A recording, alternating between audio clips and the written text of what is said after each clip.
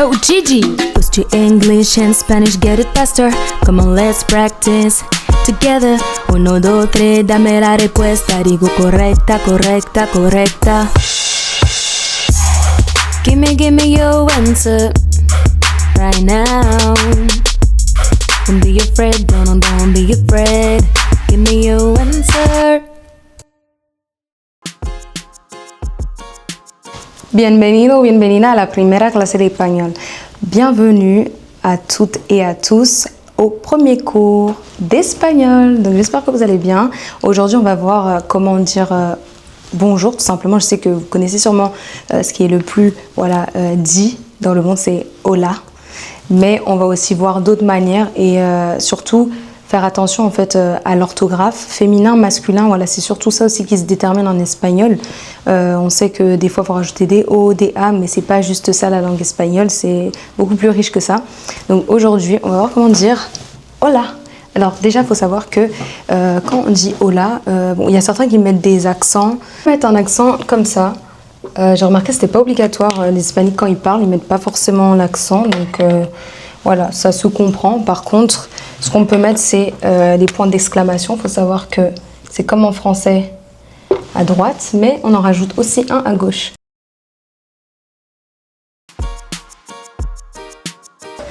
Et une autre manière tout simplement de dire hola, ça serait de dire buenas. Alors ça, celui-là, je l'aime bien. Je l'entendais dans les films, etc. Donc du coup, il est pas mal. Alors ce qu'il faut savoir, c'est que vraiment, il y a différents accents, il y a différentes manières de parler en Amérique latine. Donc ça dépend en fait des pays dans lesquels tu te trouves. On ne va pas saluer toujours de la même manière. Mais en tout cas, buenas, c'est quelque chose que j'ai entendu, mais surtout au Mexique. Donc du coup, les autres, je les ai pas trop entendus dire autre chose que hola. Mais ce que j'ai entendu, par exemple, de la part de Péruviens, c'était buenos días. Buenos días.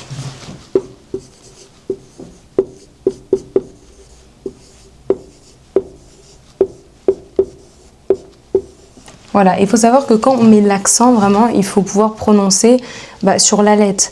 Par exemple, pas à la fin, pas au début, mais vraiment sur la lettre. Donc ça donne buenos días. Mais ce qu'il faut savoir, c'est que dans certains pays d'Amérique latine, Porto Rico et d'autres pays, on va venir en fait enlever les S des fois. Et c'est là où ça peut venir peut-être perturber. Donc vous entendrez peut-être quelque chose comme buenos días, et on n'entend pas le S. Donc ça s'arrête à la buenos días. Mais ils savent très bien qu'il y a un S, c'est juste qu'ils ne le prononcent pas. Donc on va dire c'est une manière de parler et tout, etc. Donc du coup, celui-là, il est connu. Hola, buenos días. Donc tu peux même combiner les deux. Dire hola, buenos días, ou tout simplement buenos días ou buenas. Ce qui est bien, c'est que celui-là, il est très raccourci. Donc ça peut être intéressant. Maintenant, on peut commencer par la liste des temps de la journée. Donc ça, c'est le matin. Ensuite, on va avoir buenas tardes, parce que ça, c'est l'après-midi.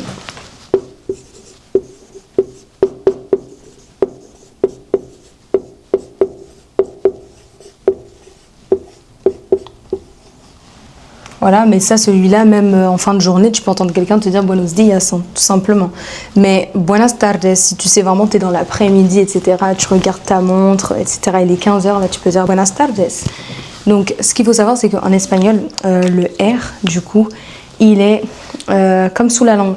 Buenas tardes. Entraînez-vous à prononcer les R pour pouvoir le faire plus facilement au quotidien. Parce que si vous vous entraînez pas sur les R, vous allez toujours être en mode buenas tardes, buenas tardes, alors que c'est buenas tardes, buenas tardes. Donc vous n'êtes pas obligé autant d'accentuer, mais il ne faut pas que ça fasse français, parce que sinon, du coup, pour le coup, c'est pas super intéressant. On est là vraiment pour parler un peu comme les natifs, donc le but c'est vraiment d'imiter. Donc buenas tardes. Et pour le soir, c'est buenas noches.